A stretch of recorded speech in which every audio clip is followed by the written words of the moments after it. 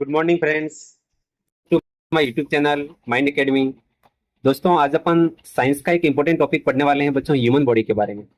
बच्चों, ये टॉपिक बहुत बड़ा है, अपने बायो का टॉपिक है। बच्चों, ये टॉपिक अपने लिए जो फोर्थ ग्रेड की तैयारी कर रहे हैं उनके लिए भी इम्पोर्टेंट है, लेकिन थोड़ा सा उनके लिए बड़ा हो जाएगा। ये बच्चों अपने जो ऐसे स्टूडेंट जो रीट मेंस की तैयारी कर रहे हैं, साइंस के स्टूडेंट है, इनके लिए और राजस्थान का से कोई भी एग्जाम उनके लिए बहुत इंपॉर्टेंट होने वाला है। बच्चों, ये वीडियो बहुत बड़ा होगा। आप इस वीडियो को, आपकी इच्छा हो तो पूरा देख सकते हो, और इच्छा नहीं है तो नहीं भी देख सकते हो। ठीक है, इसी के साथ बच्चे इस वीडियो का आज अपन शुरू करते हैं। आरपीएस और आरसीएस बोर्ड के द्वारा जितने भी क्वेश्चन पूछे गए डिटेल में चर्चा करेंगे, ताकि बच्चों आने वाले एग्जाम में अपने कोई भी क्वेश्चन रह न जाए। आप देखिएगा, मनुष्य के शरीर का जो औसत तापमान होता है वो बच्चों 37 डिग्री सेंटीग्रेड होता है। बिल्कुल आसान सा क्वेश्चन है। यदि कोई फारेनहाइट में पूछे तो आपको 98.6 डिग्री फारेनहाइट के साथ जाना है। अच्छा क्वेश्चन है, याद रखना है। मानव शरीर का जो सामान्य तापक्रम होता है बच्चों, देखो यहाँ पर फारेनहाइट में पूछा जा रहा है, तो बच्चों अपन 98.6 डिग्री फारेनहाइट के साथ जाएंगे। नेक्स्ट क्वेश्चन है कि केल्विन स्केल पे मानव शरीर का सामान्य तापमान बच्चों कितना होता है। तो बिल्कुल आसान है बच्चों, जब अपन को 37 डिग्री पता है तो बच्चों अपन को 273 में इसको ऐड कर दो। 273 में इसको ऐड करेंगे तो बच्चों ये 310 के आसपास आ जाएगा। ठीक है, 310 डिग्री केल्विन आपका तापमान हो जाएगा। इसको बच्चों अच्छे से आपको याद रखना है। अच्छा क्वेश्चन है। नेक्स्ट क्वेश्चन है कि मानव शरीर की सबसे लंबी कोशिका कौन सी है। बच्चों, यहाँ पर कोशिका की बात की जा रही है, तो अपन यकृत के साथ जाएंगे। नहीं बच्चों, तंत्रिका कोशिका के साथ जाएंगे। यकृत के साथ कब जाना है? जब बच्चों ये पूछे कि मानव शरीर की सबसे बड़ी ग्रंथि कौन सी है, तब अपन यकृत के साथ जाते हैं, मतलब लीवर के साथ जाते हैं। लेकिन यहाँ पर सबसे लंबी कोशिका की बात की जा रही है, तो अपन तंत्रिका कोशिका के साथ जाएंगे। अच्छा क्वेश्चन है, बार बार यहाँ से बोर्ड एग्जाम में यहाँ से क्वेश्चन रिपीट करती है, ध्यान रखना है। अब देखिए स्टूडेंट्स, मानव शरीर में सबसे लंबी कोशिका तंत्रिका कोशिका होती है, जिसकी लंबाई लगभग 90 सेंटीमीटर के आसपास है। अब देखिएगा, रक्तचाप, लार आना मुंह से, यहाँ पर बच्चों वमन, वॉमिटिंग आदि अनैच्छिक क्रियाएं मस्तिष्क के किस भाग के द्वारा नियंत्रित की जाती है। जब भी स्टूडेंट्स आपके अनैच्छिक क्रिया जाए, अनैच्छिक क्रिया, तो बच्चों हमेशा आपको करना है मेंडुला ऑब्लिगेटा करना है। यानी बच्चों जो घर में अपने घर के अंदर जो मेड होती है, जो काम करने वाली बाई होती है, वो हमेशा अपनी इच्छा पे चलती है। वो किसी की इच्छा पर नियंत्रित नहीं होती है। ठीक है ना, अपने मन में आएगी तो काम करेगी, अन्यथा चली जाएगी। तो बच्चों इसी प्रकार इसको याद कर सकते हो कि अनैच्छिक क्रिया का नियंत्रण मस्तिष्क का मेंडुला ऑब्लिगेटा भाग करता है। नेक्स्ट क्वेश्चन है बच्चों, ये प्रतिवर्ती क्रिया की बात कर रहा है कि बॉडी की जो प्रतिवर्ती क्रिया होती है, रिफ्लेक्स क्रिया होती है, इसका नियंत्रण कौन करता है? तो मेरुरज्जु करता है, जिसे इंग्लिश में बच्चों स्पाइनल कॉर्ड बोला जाता है। अच्छा क्वेश्चन आपको याद रखना है।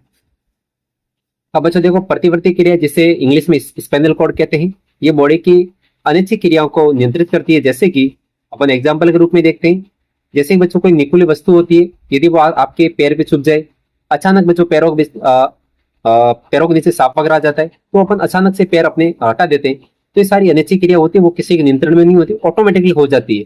अपन ऐसे नहीं, हाँ नहीं सांप आया मैं पैर हटाऊंगा, ऐसा नहीं, अचानक से बच्चों हट जाता है। इस प्रकार की क्रिया करने का काम कौन करता है? अपना स्पाइनल कॉर्ड करता है। बच्चों आपको ध्यान रखना है, यानी कि प्रतिवर्ती क्रिया यानी रिफ्लेक्स क्रिया करने का काम कौन करता है? नेक्स्ट है बच्चों, न्यूरॉन क्या है? अच्छा क्वेश्चन है। न्यूरॉन बच्चों तंत्रिका तंत्र की एक आधारभूत इकाई है, याद रखना है। अब देखो बच्चों, तंत्रिका कोशिका जिसे इंग्लिश में न्यूरॉन कहते हैं, तंत्रिका तंत्र में स्थित एक उत्तेजनी कोशिका है। कैसी कोशिका बच्चों? उत्तेजनी कोशिका है। इस कोशिका का कार्य क्या, वो भी देख लीजिए।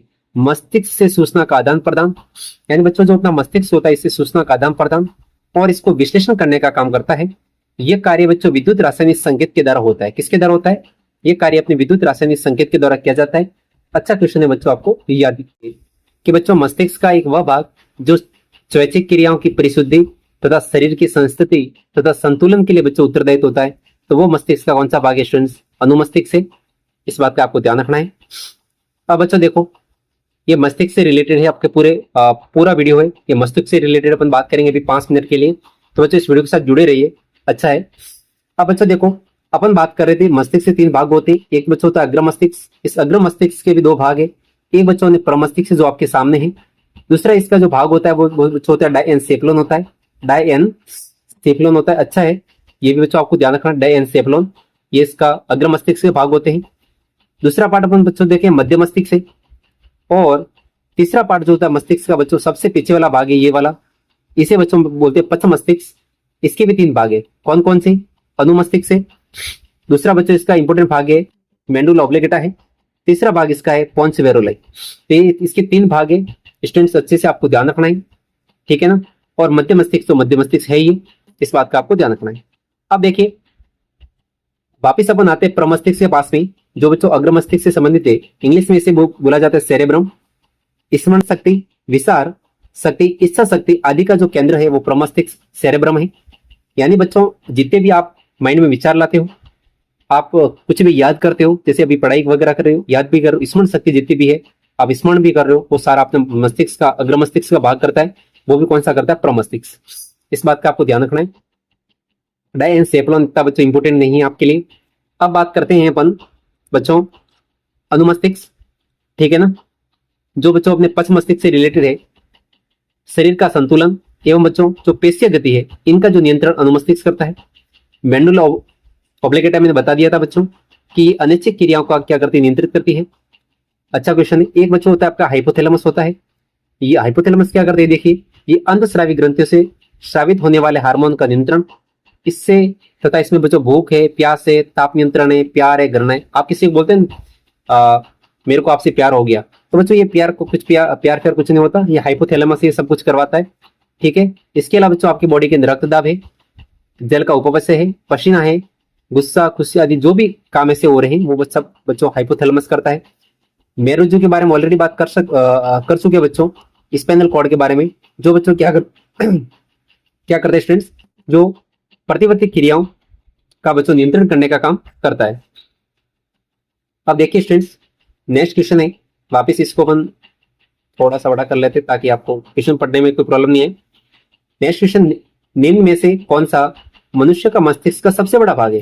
तो बच्चों मनुष्य के मस्तिष्क का सबसे बड़ा भाग है वो बच्चों प्रमस्तिष्क है, जो सबसे बच्चों आगे वाला भाग होता है, जो स्मरण शक्ति काम करता है। और बच्चों मस्तिष्क का दूसरा सबसे बड़ा भाग अनुमस्तिष्क होता है। सबसे बड़ा आपको ये सबसे बड़ा याद रखिए, प्रमस्तिष्क सबसे बड़ा, जिसे इंग्लिश में बच्चों सेरेब्रम कहते हैं, जो मैंने आपको बता दिया था। ये वाला पार्ट बच्चों देखो सबसे आगे वाला सेरेब्रम जो सबसे बड़ा होता है, ठीक है स्टूडेंट्स। नेक्स्ट है कि मानव में स्मृति से संबंधित यानी बच्चों मेमोरी से संबंधित मस्तिष्क का कौन सा भाग है? जस्ट मैंने आपको बताया मस्तिष्क आगे वाला भाग, राइट आंसर आपके सेरेब्रम हो जाएगा, प्रमस्तिष्क। नेक्स्ट है रक्तचाप और उल्टी जैसी अनैच्छिक क्रियाओं को पच्छ मस्तिष्क के किस भाग के द्वारा बच्चों नियंत्रित किया जाता है? अच्छा क्वेश्चन है ये कि बच्चों रक्तचाप है, उल्टी है जैसी अनैच्छिक जो क्रिया होती है, इनको जो पच्छ मस्तिष्क के किस भाग के द्वारा नियंत्रित किया जाता है? तो बच्चों मेंडुला ऑब्लिगेटा के द्वारा। बच्चों देखो अनैच्छिक क्रिया है तो मैंने आपको क्या बोला था, मेड कभी अपनी इच्छा पे नहीं चलती। क्या बच्चों आपकी बॉडी के अंदर रक्तचाप होगा तो क्या बोल के होगा? उल्टी होगी तो बोल के होगा, मैं आपको आज उल्टी होऊंगा तेरे को 12 बजे, तो तैयार रहना, ऐसा तो है नहीं। तो अनैच्छिक क्रिया होगी बच्चों वो मेंडुला ऑब्लिगेटा हो गई। इसी प्रकार बच्चों अपनी जो बाई वगैरह आती है घर पे, वो क्या कहती है, मैं कब छोड़ूंगी वो पता ही नहीं, अपन को भी पता नहीं, क्या पता कब छोड़ के चली जाए। तो इस बात का आपको थोड़ा ध्यान रखना है। अच्छा क्वेश्चन है, मानव शरीर में श्वसन कार्य का केंद्रीय नियंत्रण बच्चों मेंडुला ऑब्लिगेटा में स्थित होता है, यानी श्वसन क्रिया। यानी बच्चों जब घर की जो मेड होती है ना वो छोड़ के चली जाती है, तब अपनी सांसें फूल जाती है, अरे बाप रे अब कौन काम करेगा घर का सारा, परेशान हो जाती है ना लड़कियां वगैरह, यदि घर पे कोई और काम करने आ जाता है। इसी प्रकार इसको याद कर सकते हो, यदि घर से मेड गई तो उसकी सांसें अपने पूरा नियंत्रण से बाहर। मेंडुला ऑब्लिगेटा मस्तिष्क का सबसे पीछे का भाग होता है बच्चों, ये मेंडुला ऑब्लिगेटा मस्तिष्क का सबसे पीछे का भाग होता है। इसका मुख्य कार्य ये उपवचय, रक्तदाब, आहार नाल के बच्चों जो थर्माकुंचन जो ग्रंथि स्राव तथा हृदय की धड़कनों का नियंत्रण करने का काम भी बच्चों ये मेंडुला ऑब्लिगेटा करता है। अच्छे से आपको ध्यान रखना है, ठीक है ना। मेंडुला ऑब्लिगेटा जो बच्चों अपने पच्छ मस्तिष्क का भाग है। अच्छा क्वेश्चन याद रखना है। अब देखिए नेक्स्ट है, जैसे कि आपको भूख लग गई, आपको प्यास लग गई, ये केंद्र मस्तिष्क के इस भाग के द्वारा बच्चों नियंत्रित होता है। तो मैंने बता दिया था ये कोई भूख लगना प्यास लगना ये कुछ समय के लिए होता है, इस प्रकार ये हाइपोथैलेमस होते हैं, ठीक है ना। अब देखिए हाइपोथैलेमस में डायएन्सेफेलॉन की पार्श्व दीवारों के निचले हिस्से में डायएन्सेफेलॉन के निचले भाग तथा तीसरी वेंट्रिकल का तल आता है। इसमें तंत्रिका कोशिका के लगभग 1 दर्जन बड़े बड़े न्यूक्लियस होते हैं। इनका मुख्य कार्य बच्चों भूख, प्यास, संतुलन तथा शरीर के तापमान को नियंत्रित करने का काम हाइपोथैलेमस करता है। अच्छा क्वेश्चन आपको याद रखना है बच्चों, हाइपोथैलेमस से तो बार बार क्वेश्चन एग्जाम में बनते ही हैं, ठीक है ना। अब देखिए, मानव मस्तिष्क का औसत वजन लगभग 1.3 केजी होता है। मानव मस्तिष्क की विशेषता बच्चों क्या है? दो दृक्पालिकाएं, कार्पस लुटियम या कार्पस कॉलेसम। तो बच्चों आपको याद रखना ऑप्शन नंबर 3 राइट होगा आपका। बच्चों कार्पस लुटियम है, ये अपने लगभग मेरे हिसाब से बच्चों जो गर्भाशय वगैरह होता है उससे संबंधित है, ये अपने संबंधित नहीं है मस्तिष्क से। आपका राइट आंसर होगा कार्पस कॉलेसम होगा। क्या होगा? कार्पस कॉलेसम होगा। अच्छा क्वेश्चन याद रखना है। अब देखिए, आमतौर पर एक इंसान का मस्तिष्क दो भागों में बटा होता है बच्चों। दो भागों का आपस में तंत्रिकाओं के जाल द्वारा जुड़े रहते हैं, जिसे अपन मांस संयोजिका या जिसे अपन कार्पस कॉलेसम के कहा जाता है। ठीक है स्टूडेंट्स। नेक्स्ट है, मनुष्य मस्तिष्क में सीएसएफ की मात्रा। मनुष्य मस्तिष्क में सीएसएफ की मात्रा लगभग कितनी होती है बच्चों? 150 ml के आसपास होती है। अच्छा क्वेश्चन है। मानव मस्तिष्क में प्रमस्तिष्क बच्चों, प्रमस्तिष्क यानी आगे वाला भाग मेरुद्रव, जिसे बोला जाता है सेरेब्रो स्पाइनल फ्लूइड। क्या बोला जाता है? Cerebro spinal fluid. या बच्चों ये रंगीन तरल होता है जो मस्तिष्क के रक्तक जालक में बनता है। ये खोपड़ी के अंदर मस्तिष्क के अंदर बच्चों गद्दी जैसा काम करता है। अच्छा क्वेश्चन है। ये बच्चों शानदार क्वेश्चन पूछा गया था कि अपने रेटिना अपरति क्या है? रेटिना अपरति क्या है? तो बच्चों ये अपने अग्र मस्तिष्क पक्ष की जिसे इंग्लिश में बोला जाता है बच्चों डायएन्सेफलन बोला जाता है। जो आपको मैंने बताया था बच्चों, अग्र मस्तिष्क का भाग होता है, ये आगे वाला मस्तिष्क का भाग होता है। डायएन्सेफलन से संबंधित है अग्र मस्तिष्क पक्ष की। ठीक है, ये इतना इंपोर्टेंट नहीं बच्चों इसमें। ये अच्छा क्वेश्चन है। कार्पोरा क्वाड्रिजेमिना पिंड पाया जाता है। तो बच्चों ये मध्य मस्तिष्क के अंदर होते हैं। ये बच्चों कितने पिंड होते हैं इसके बारे में भी बात करेंगे अपन, ताकि आपको कोई डाउट नहीं रहे। अब बच्चों देखिए, कार्पोरा क्वाड्रिजेमिना अग्र और पश्च मस्तिष्क के बीच एक छोटा सा नलिकाकार भाग होता है, जिसे में सेंसलोन भी कहा जाता है। मेन सेंसलोन बच्चों मध्य मस्तिष्क बच्चों 4 पिंडों में बटा रहता है। इसमें भी बच्चों 4 पिंडों बहुत इंपॉर्टेंट काम है, मैं बताने वाला हूं। इन पिंडों को कार्पोरा क्वाड्रिजेमिना कहा जाता है। ऊपर के 2 पिंड टेक्टम और नीचे के पिंड को टेगमेंटम कहलाते हैं। बच्चों ऊपर के 2 पिंड उनको क्या कहते हैं? ऊपर वाले टेक्टम, नीचे वाले को क्या कहते हैं? टेगमेटम। टेक्टम बच्चों देखने के लिए, और मतलब बच्चों 2 इसमें 4 होते हैं, ठीक है ना। 4 पिंड होते हैं, 2 तो आते सुनने में काम और 2 बच्चों के आते देखने में काम आते हैं। तो जो टेक्टम है ऊपर वाले हैं वो बच्चों देखने में, क्योंकि बच्चों आप देखोगे तो आपकी जो आंखें होती है ऊपर होती है, इसके नीचे क्या होते हैं? कान होते हैं। तो जो ऊपर वाले हैं 2 पिंड वो तो टेक्टम देखने में काम आते हैं। नीचे वाले जो होते हैं टेगमेंटम, वो बच्चों अपने किस में आते? सुनने में काम आते हैं। ठीक है। कार्पोरा क्वाड्रिजेमिना बच्चों ये दृष्टि और श्रवण शक्ति का नियंत्रण केंद्र होता है। अच्छा क्वेश्चन है। अब बच्चों देखिएगा, प्रमस्तिष्क जिसे अपन क्या बोला जाता है? सेरेब्रम, जो अपने अग्र मस्तिष्क का भाग है, को दाएं तथा बाएं हिस्सों में बच्चों पृथक कौन करता है? अच्छा क्वेश्चन है। यानी दाएं व बाएं भागों में पृथक करने का काम कौन करता है? मेंडुला ऑब्लिगेटा करता है। बच्चों इससे कोई लेना देना नहीं मेंडुला ऑब्लिगेटा से बेचारे से। अग्र मस्तिष्क इससे भी मतलब नहीं। तो बच्चों इसका राइट आंसर हो गया आपके अनुदैर्ध्य विदर से। कौन बच्चों हो जाएगा इसका? अनुदैर्ध्य जो विदर होता है वो प्रमस्तिष्क सेरेब्रम को दाएं व बाएं भागों हिस्सों में बांटता है। बच्चों ये क्वेश्चन रीट जैसे एग्जाम में आ सकता है, अनुदैर्ध्य विदर वाला। अब देखिए कुछ डिटेल में देखते हैं अपन।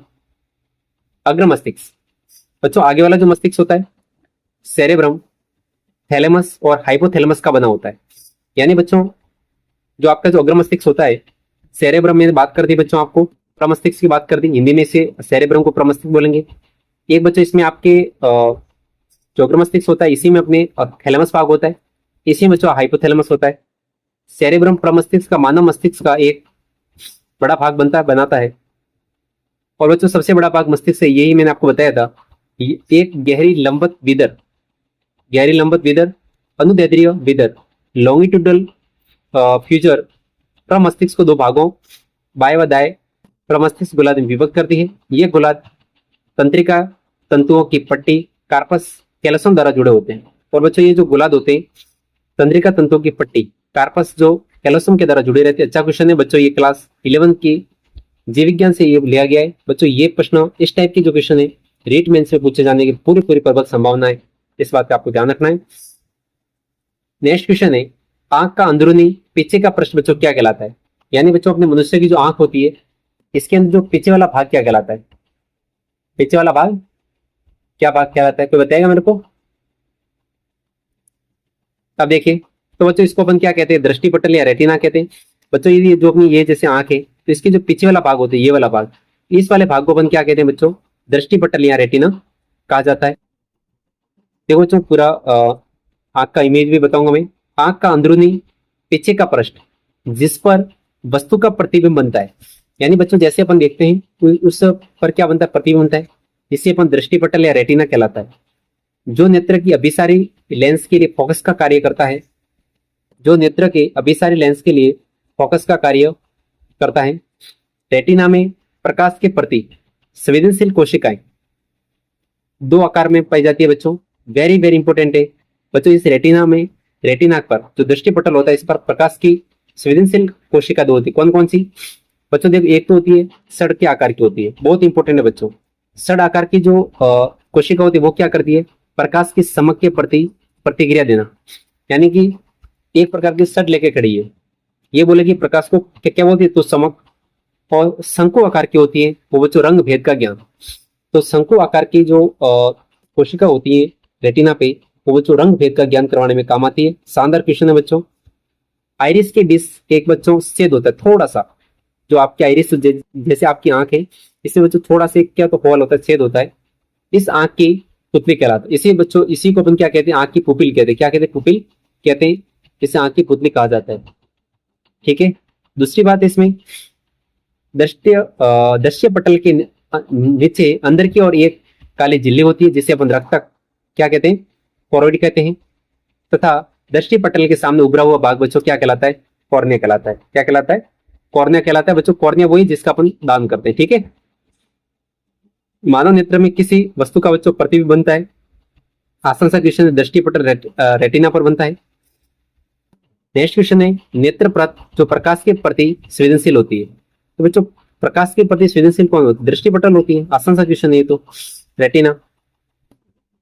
मानव नेत्र का वह भाग जो नेत्र के अभिसारी लेंस के लिए फोकस का कार्य करती है क्या कहलाता है? यानी बच्चों फोकस का काम करती है। तो बच्चों क्या होगी? दृष्टि पटल होगी।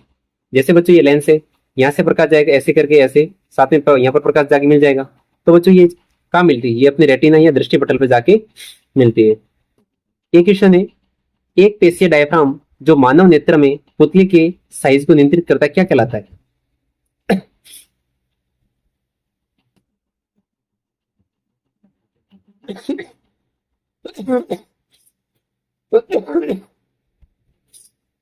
नेक्स्ट क्वेश्चन आपके सामने है, एक पेशीय डायफ्राम जो मानव नेत्र में पुतली के साइज को नियंत्रित करता है बच्चों क्या कहलाता है? तो इसे अपन परितारिका या बच्चों क्या कहलाता है? आइरिस कहलाता है। क्या कहलाता है? परितारिका या आइरिस कहलाता है। अच्छा क्वेश्चन है। अब बच्चों देखो, ये आप ह्यूमन की आई है, अच्छे से देख लो। ठीक है। अब बच्चों देखो, ये अंदर की तरफ जो द्रव भरा रहता है इसे हम काचा द्रव कहते हैं। ठीक है बच्चों, ये पक्षमावी पेशियां हैं। और लास्ट में जो यहाँ पे जो ये पूरा दर्पण है ये इसे अपने रेटिना यदि क्या कहते हैं? ये रेटिना है, ये पूरा अपना दृष्टि पटल है। तो ये सारी बातें आपको अच्छे से आपको याद रखनी है। तो सारी डिटेल में अपने बात कर रखी है। ठीक है ना। और बच्चों जो कॉर्निया होती है इसके पीछे क्या होती है? अपने परितरिका होती है। इस बात का आपको ध्यान रखना है। जो काले रंग की पेशियों का समुच्चय होता है। ठीक है ना। इसके अलावा बच्चों इसमें कोई इंपोर्टेंट नहीं है, सारी बात हो चुकी है। अपन और डिटेल में इस आई के बारे में जो क्वेश्चंस में जो बन रहे हैं वो बात कर लेते हैं। अब देखिए स्टूडेंट्स, मनुष्य नेत्र किस भाग का बच्चों प्रत्यारोपण संभव है? तो कॉर्निया भाग का प्रत्यारोपण संभव है। नेक्स्ट है, एक सामान्य नेत्र के लिए सुस्पष्ट न्यूनतम दूरी बच्चों कितनी है? 25 सेंटीमीटर है। आप 25 सेंटीमीटर देख सकते हो। इससे यदि पास में और लाओगे तो बच्चों दिखना क्या हो जाएगा? बंद हो जाएगा। अब देखिएगा, सबसे अधिक अपवर्तनांक वाला आंख का अंग कौन सा है? बच्चों ऐसा आंख का कौन सा अंग है जिसका अपवर्तनांक सबसे ज्यादा होता है? क्या कॉर्निया का होता है, एक्विस ह्यूमर का होता है, या लेंस का होता है? बच्चों लेंस का सबसे ज्यादा अपवर्तनांक होता है। इस बात का आपको ध्यान रखना है। अब बच्चों देखो, लेंस सबसे अधिक अपवर्तनांक वाला आंख का अंग है। लेंस आइरिस के भीतर की और नेत्रगोलक की गुहा में एक बड़ी सी रंगहीन पारदर्शक क्रिस्टलीन नामक प्रोटीन के बच्चों बनी एक लसीली संरचना है।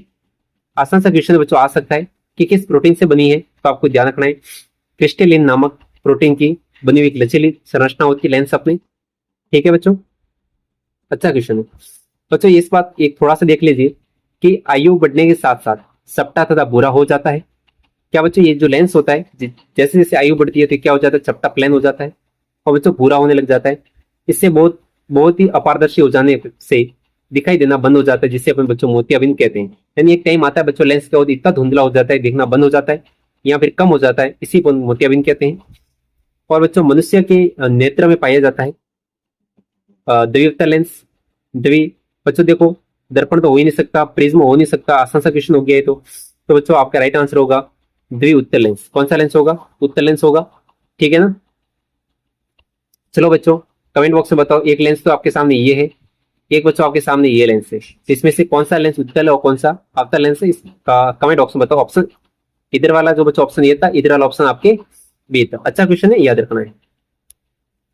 अब देखिएगा, मानव आंख पारदर्शी जीवित पदार्थ से बने एक प्राकृतिक उत्तल लेंस बच्चों है, तो वो किरणों को क्या करता है, इकट्ठा करता है। इस कारण से अभिसारी लेंस कहते हैं। जैसे बच्चों ये आपको उत्तल लेंस है, जैसे बच्चों यहाँ से किरण आएगी, इनको क्या करना करता है, किरणों को एकत्रित करने का काम कर रहा है, इस कारण से अभिसारी लेंस कहा जाता है। अच्छा क्वेश्चन है, के माध्यम से प्रकाश के अपवर्तन पर काम करती है तथा चीजों को देखने में बच्चों सक्षम बनाती है। आंख के किस भाग में वर्णक होता है जो व्यक्ति की आंखों का रंग निर्धारित करती है। तो बच्चों देखो इस ऑप्शन में एक भी गलत, सारे ऑप्शन गलत है। अब देखिए अपन बात करते हैं, नेत्र की दीवारें 3 परतों की बनी होती है। बाहरी परत बच्चों घने संयोजी उत्तक की बनी होती है, जिसे स्क्लेरा यानी कि बच्चों श्वेत पटल कहते हैं। अग्रभाग, इसका जो अग्रभाग होता है बच्चों कॉर्निया कहलाता है। आंख की जो मध्य परत कोरोइड, मध्य परत बच्चों कोरोइड, जिसे अपन क्या कहते हैं हिंदी में रक्त पटल में अनेक रक्त वाहिनियां होती है। ये हल्के नीले रंग की दिखती है स्टूडेंट्स। और नेत्र गोलक के पिछले 2/3 भाग पर कोरोइड की परत पतली होती है, लेकिन ये अग्रभाग में मोटी होकर पक्षमापीय काय बनाती है। पक्षमापीय काय आगे की ओर निरंतर बच्चों बनाते हुए वर्णक युक्ति एवं अपारदर्शी संरचना परितारिका आइरिस बनाती है। यानी बच्चों जो अपारदर्शी संरचना कौन बनाती है, इंपोर्टेंट है। अपारदर्शी संरचना परितारिका जिससे आइरिस बच्चों वो बनाती है, जो किसी आंख का रंगीन देखने योग्य भाग होता है। नेत्र गोलक के भीतर पारदर्शी क्रिस्टलीय लेंस होता है, जो कि तंतुओं द्वारा पक्षमापी काय से जुड़ा रहता है। लेंस के सामने आइरिस से घिरा हुआ एक छिद्र होता है बच्चों, जिसे अपन प्यूपिल कहते हैं। ये भी इंपॉर्टेंट है। यानी बच्चों जो लेंस होता है इसके सामने आइरिस से घिरा हुआ एक छिद्र होता है, एक बच्चों छोटा सा हॉल होता है, इसे प्यूपिल कहते हैं। प्यूपिल के घेरे का नियंत्रण आइरिस के पेशीय तंतु करते हैं। आंतरिक परत बच्चों रेटिना जिसे दृष्टिपटल कहलाता है, यह कोशिकाओं की 3 तंत्रिकीय परतों से बच्चों बना होता है। अंदर से बाहर की ओर गुच्छिका कोशिकाएं, द्विध्रुवीय कोशिकाएं और प्रकाशग्रही कोशिकाएं होती है। अब देखिए स्टूडेंट्स, नेक्स्ट है आपके सामने कि मायोपिया से ग्रसित व्यक्ति नींद में से क्या नहीं कर पाता। अब बच्चों देखो ये हुआ था कि यहाँ पर जो बुक की जो प्रिंटिंग है, जो मैंने बुक बाय की थी, तो बच्चों ये इस बुक की जो प्रिंटिंग थोड़ी सी यहाँ पर अच्छी प्रिंटिंग नहीं आई। ठीक है, लेकिन आपको समझाने का पूरा प्रयास रहेगा बच्चों यहाँ पे। ठीक है ना, यस। तो चलो देखते हैं ये क्वेश्चन। ये क्या रहा है कि मायोपिया से ग्रसित व्यक्ति नींद में से क्या नहीं कर पाता। तो बच्चों इसका जो थर्ड ऑप्शन वो गलत होगा, दूर की वस्तुओं को साफ देख पाना। अब बच्चों देखो मायोपिया, मायोपिया यानी बच्चों माँ। आप है ना इस बात को थोड़ा ऐसे कनेक्ट कीजिए, मायोपिया यानी माँ, तो माँ के पास बच्चों बिल्कुल बैठते हैं। इसका मतलब हुआ कि मायोपिया को हिंदी में क्या कहते हैं बच्चों, निकट दृष्टि दोष कहते हैं। क्या कहते हैं, निकट दृष्टि दोष कहते हैं। चलो इसको अपन थोड़ा सा नीचे ले लेते हैं, यहीं पे सारा बता देता हूँ ना मैं। यस, अब बच्चों देखो निकट दृष्टि दोष है, जिसे इंग्लिश में बच्चों क्या कहते हैं, मायोपिया कहते हैं। अब बच्चों दोष के जैसे नाम है, इसका काम उल्टा है। वैसे निकट दृष्टि दोष है तो बच्चों इसमें क्या होगा, इसमें रोगी को निकट की वस्तु तो साफ दिखाई देती है, लेकिन इसमें बच्चों दूर की वस्तु अस्पष्ट दिखाई देती है। ठीक है ना। और इसमें उपचार के लिए अपन लेंस का यूज करेंगे बच्चों, अवतल लेंस का यूज करेंगे। तो बच्चों आप एक याद रखो कि निकट में आपके 3 शब्द है। कितने शब्द है, 3। तो अवतल लेंस बच्चों एक शब्द आपका दूरदृष्टि है, दूरदृष्टि दोष में आप देखो कि शब्द ये आपका छोटा शब्द है, दूर छोटा शब्द है, तो उत्तल भी देखो छोटा शब्द है, निकट बड़ा शब्द है, अवतल देखो बड़ा शब्द है। तो आप ऐसे याद कर सकते हो कि निकट दृष्टि दोष के लिए अपन अवतल लेंस का यूज करेंगे, दूरदृष्टि दोष के लिए अपन उत्तल लेंस का यूज करेंगे। ठीक है, इस प्रकार याद कर सकते हो। और बच्चों दूरदृष्टि दोष जिसे अपन कहते हैं हाइपरमेट्रोपिया कहते हैं, हाइपरमेट्रोपिया दूरदृष्टि दोष है। इसमें रोगी को दूर की वस्तु तो साफ दिखाई देती है लेकिन पास की वस्तु साफ दिखाई नहीं देती है, इस प्रकार रोग को अपन दूरदृष्टि दोष कहते हैं। अब दूसरा है बच्चों वो है अपना जरा दृष्टि दोष। इंपॉर्टेंट क्वेश्चन है, इसमें वृद्धावस्था में मांसपेशियां लचीली होने से रोगी को दूर व पास की वस्तु स्पष्ट दिखाई नहीं देती, यानी कि बच्चों जरा दृष्टि दोष, जरा का मतलब होता है बूढ़ा, जरा का मतलब अर्थी बूढ़ा होता है, इसका मतलब होगा जरा दृष्टि दोष का मतलब जरा का बूढ़ा, यानी कि वृद्धावस्था में बच्चों मांसपेशियां इस प्रकार लचीली हो जाती है कि इसमें बच्चों न तो दूर की वस्तु पास दिखाई देती है, न निकट की वस्तु दिखाई देती है। तो इसके समाधान के लिए बच्चों अपन डीफॉक्सी लेंस का यूज करते हैं, और इसमें सबसे ऊपर उत्तर लेंस का यूज करेंगे और नीचे अपन अवतल लेंस का यूज करेंगे, इस बात का आपको ध्यान रखना है। नेक्स्ट बच्चों एक और रोग है, वो है बच्चों वर्णनता। वर्णनता जो होता है ये एक आनुवांशिक बीमारी है, जेनेटिक्स डिजीज है। इसमें मनुष्य की दृष्टि सामान्य रहती है, लेकिन बच्चों जो वर्णनता होता है यानी कि वर्णों से अंधा, ऐसा व्यक्ति जो वर्ण से अंधा हो, यानी बच्चों वो क्या कर सकता है, वो रंगों में भेद नहीं कर पाता। यानी बच्चों जो प्राथमिक रंग होते हैं आरजीबी, यानी बच्चों तो वो फिर हरा, यानी बच्चों ग्रीन, और बच्चों अपने रेड, यानी जो स्टार्ट के दो रेड और जो ग्रीन है, इससे बच्चों भेद नहीं कर पाता। अच्छा क्वेश्चन याद रखना है। एक बच्चों अपने रोग होता है रतौंधी। बच्चों रतौंधी रोग होता है जिसे अपन ब्लाइंड नाइट ब्लाइंडनेस कहते हैं। इसमें बच्चों रात को दिखाई नहीं देता है। ग्लूकोमा, आंख के लेंस में द्रव्य का प्रवाह रुकना, यानी बच्चों जो आंख से होती है, आंख का जो लेंस होता है, इसमें जो बच्चों तो द्रव जो होता है इसका प्रवाह रुक जाता है, आंख में सूजन आ जाती है। प्रकाशीय तंत्रिका का नष्ट होना आदि इस रोग के लक्षण है। इसमें व्यक्ति बच्चों अंधा होने का भी डर रहता है। अब देखिएगा 2024 से पूछा गया है, मायोपिया किस दोष का नाम है? बच्चों मैं तो मेरे माँ के निकट हूँ, ऐसे बोलते हैं ना अपन, मैं तो मेरे माँ के निकट हूँ, तो माँ के पास में जाके बैठते हैं, तो बच्चों ये निकट दृष्टि दोष का नाम है, इस बात का ध्यान रखना है। अब देखिएगा 2024 में पूछा गया है, एक महिला अपने बुढ़ापे के कारण समाचार पत्र को अच्छी तरह से नहीं पढ़ सकती, वह निम्नलिखित में से किस दोष से पीड़ित है? अब बच्चों देखो यहाँ पर क्या आ गया, बुढ़ापा आ गया। जब बुढ़ापा आ रहा है तो बुढ़ापे को अपन क्या कहते हैं, जरा कहते हैं। तो बच्चों आपका रोग का नाम हो जाएगा जरा दूरदर्शिता हो जाएगा या दूरदृष्टि हो जाएगा। अब देखिएगा वह दृष्टि दोष जो आंख की कॉर्निया की वक्रता के क्षैतिज तथा ऊर्ध्वाधर तलों में भिन्न होने के कारण उत्पन्न होता है। बच्चों अच्छा क्वेश्चन है, शानदार क्वेश्चन है कि आपका जो क्वेश्चन है कि वह दृष्टि दोष जो आंख की कॉर्निया की वक्रता के क्षैतिज, कॉर्निया की जो कॉर्निया होती है उसकी वक्रता के क्षैतिज तथा ऊर्ध्वाधर तलों में भिन्न होने के कारण बच्चों उत्पन्न होता है, वह रोग बच्चों क्या कहलाता है? कोई बताएगा इसका आंसर क्या मेरे को? तो बच्चों इसका मैं आंसर बताने वाला हूं, इन दोनों ऑप्शन में से नहीं है, इसका आंसर ही ये रहा। ऑप्शन आंसर नंबर क्या होगा? 4 होगा। क्या होगा बच्चों? एस्टिग्मेटिज्म, एस्टिग्मेटिज्म होगा। एस्टिग्मेटिज्म रोग में व्यक्ति को समान दूरी पर रखी, बच्चों एस्टिग्मेटिज्म जो रोग होता है इसमें दूरी पर रखी ऊर्ध्वाधर एवं क्षैतिज रेखाएं, बच्चों जैसे ऊर्ध्वाधर है और बच्चों ये क्षैतिज है, क्षैतिज रेखाएं एक साथ स्पष्ट दिखाई नहीं देती। इस दोष को बच्चों, इस दोष के निवारण के लिए अपन बेलनाकार लेंस का यूज करते हैं, यानी कि एस्टिग्मेटिज्म जो डिजीज है, इस प्रकार के रोग से बचने के लिए अपन बेलनाकार लेंस का यूज करते हैं। अच्छा क्वेश्चन है, याद रखना है। तो चलो बच्चों एस्टिग्मेटिज्म जो डिजीज है इसको हिंदी में क्या बोलते हैं? कोई कमेंट ऑप्शन बताएगा मेरे को कमेंट करके। तो बच्चों इसका आंसर आपको कमेंट बताना है, जिसमें ये बच्चा जो कोई भी जो इस रोग से ग्रस्त है वो अपने क्षैतिज और ऊर्ध्वाधर रेखा में अंतर नहीं कर पाता।